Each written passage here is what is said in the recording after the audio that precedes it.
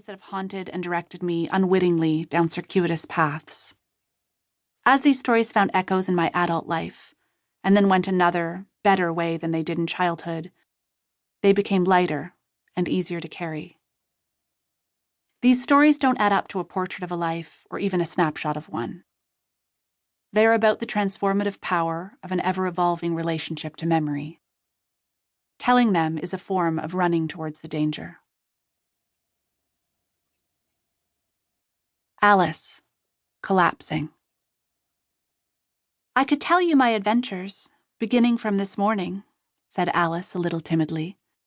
"But it's no use going back to yesterday, because I was a different person then." Lewis Carroll, Alice's Adventures in Wonderland.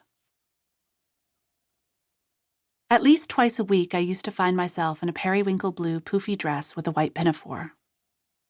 My stockings were striped and my hair was held firmly by a headband that dug into my head behind my ears.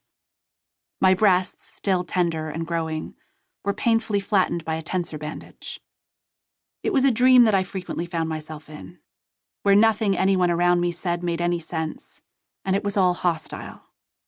Hostile towards my common sense, hostile towards my youth, hostile towards my growing up. I knew I didn't want to be a child. I wanted to be a queen. But I didn't want to be left alone or tested or made fun of, or do all the things that seemed to be necessary to become a queen. I would follow corkscrew paths. I had to run in order to stay in the same place. People would scream in pain before they were hurt. There was a mint in my mouth for good luck. I wanted to kill myself. Sometimes when I woke from this dream, I remembered that I was, in fact, wearing a rose-colored dress, and not a blue one. Sometimes I corrected my subconscious. Most of the time, though, I woke up incapable of differentiating the portrait of myself from the iconic John Tenniel illustrations, colored in modern reprints. I wonder if Alice Liddell had the same problem. The real Alice was a sullen-looking child with dark hair and eyes. In one of the photographs that Charles Dodgson, Lewis Carroll, took of her, the beggar maid, she looks alarmingly sexual, taunting him, challenging him to want more. At least that's how I viewed the photograph when I was a young teenager. As I look at the same photograph now as a grown woman, I wonder what instructions the adult taking the photograph gave to her to produce such an alarming effect.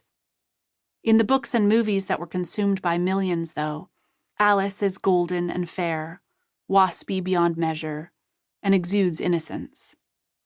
The books, Alice's Adventures in Wonderland and Through the Looking Glass, have passed through children's hands for over a century now, cloaked in this deceptive costume. Ever since I can remember, these books inspired a terror and an exasperation in me. Every one of Alice's attempts to make sense of her new, irrational world, to find anything approximating normalcy, or to simply get home, is thwarted by mean-spirited creatures with their own irrational systems of logic. Despite my father's love of these books, I never, as a young child, wanted to hear them read at bedtime. They left me exhausted, haunted by a kind of relentless uncertainty. I feared that if I took any time to live inside these stories, the walls and ceiling of my childhood bedroom might soon collapse into dust and be replaced by kooky angles of drywall. As an adult, I experience this same aversion to movies that remind me of the Alice books, or that mirror this same quality of someone constantly trying to get somewhere and failing. Movies like After Hours make me want to scream. They make me feel nauseous and aggravated and goosepimply. I hate stories in which people can't get to where they're going. As there seemed to be no chance of getting her hands up to her head, she tried to get her head down to them, and was delighted to find that her neck would bend about easily in any direction, like a serpent. She had just succeeded in curving it down into a graceful zigzag. "But I'm not a serpent, I tell you," said Alice. I'm a... "Well, what are you?" said the pigeon. "I can see you're trying to invent something." I'm a little girl," said Alice, rather doubtfully, as she remembered the number of changes she had gone through that day. Alice's Adventures in Wonderland. When I was 15 years old, I got caught through the looking glass in a pink dress and a crisp white pinafore.